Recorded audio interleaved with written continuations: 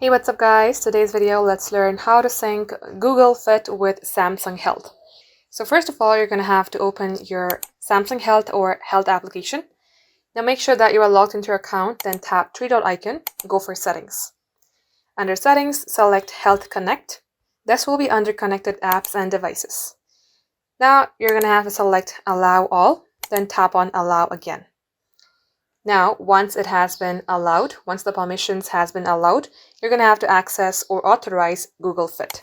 So launch a Google Fit application, then tap onto your profile at the below section, then tap on the gear icon on your top right.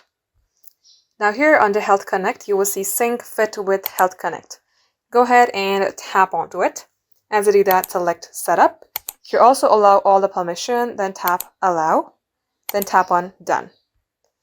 And now this is how you can easily sync with Health Connect. This is how it's done, guys. Thank you for watching.